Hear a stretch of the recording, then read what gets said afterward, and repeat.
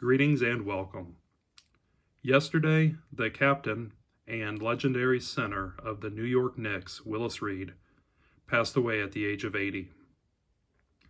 I am too young to have ever watched Reed play in person, but I am someone who loves the game of basketball and loves and appreciates the history of basketball and the NBA, and appreciates Willis Reed and his game. And I wanted to do a tribute to him. Reed was born in Louisiana in 1942. He attended Grambling State, majoring in physical education, and planned on becoming a teacher before his senior year.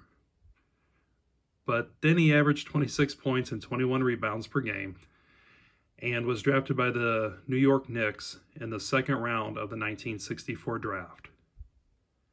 The Knicks' first pick of the draft was Jim Barnes, who coincidentally also beat out Willis for a spot on the 1964 Olympic team. That gave Willis Reed a chip on his shoulder, and he was set out to prove that he was better than anyone else who was drafted ahead of him. Reed was an undersized center at 6'9". He shot left-handed and was the inspirational leader for the Knicks, who would gain the nickname the Captain from his teammates after literally kicking the Lakers' ass in 1966 at Madison Square Garden. Reed had been battling Lakers forward Rudy LaRusso for about 3 quarters, and Reed's complaints to the officials about LaRusso's physical play was ignored. So Reed lined up at the free throw line. He gets LaRusso with an elbow to the side of the head. LaRusso responds with somewhat of a punch to Reed. Daryl Imhoff has Reed in a bear hug. Reed shrugs that off, cutting him near the eye, punches rookie John Buck, who got into Reed's space, and finally was chasing LaRusso into the Lakers bench, throwing wild punches, sending several players fleeing from Reed. In the ESPN documentary, When the Garden Was Eden, Reed would call it was a good fight. And in the locker room, Reed was upset that teammates didn't jump in. And supposedly Dick Barnett's response was, "Man, you were winning." And I'm going to try to leave an attempt to a link to that fight below. Off the court, Reed was known for his generosity. Walt Frazier would say he always took rookies under his wing and would always loan money or his car if it was needed. And it was also said that he would carry around a blue Sharpie in case someone would ask for his autograph. It was, however, the 1970 season that would make Willis Reed an icon and the legend and one of the greatest New York heroes of all time. He was the 1970 MVP, the 1970 All-Star MVP, and the 1970 NBA Finals MVP.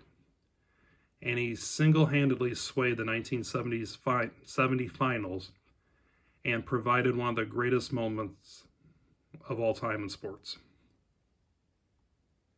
In the first quarter of Game 5, Reed would tear his quadricep, specifically the rector femoris, which controls the movement between the right hip and the thigh.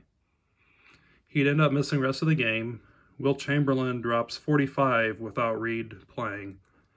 But the Knicks, they rallied to win, and he also sits out Game 6. So Game 7, the Knicks are out on the court for warm-ups. No one knows if Reed will play. He's not expected to, but then Reed walks out of the tunnel, literally dragging his leg to the iconic call of Marv Albert, "Here comes Willis." Reed would drain the first 2 jumpers and nearly blew the roof off of Madison Square Garden. The only 4 that he would score.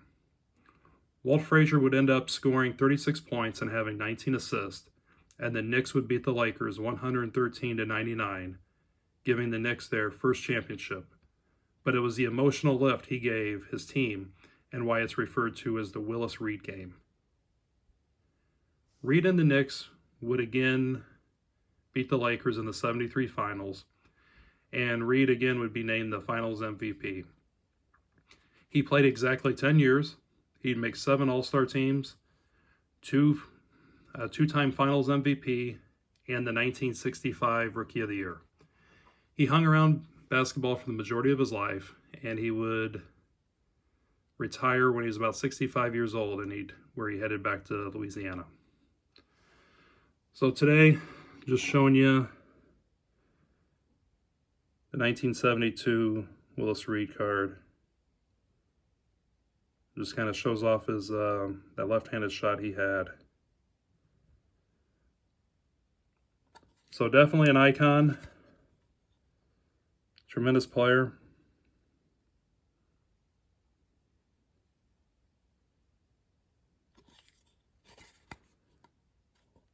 And the basketball world will miss him.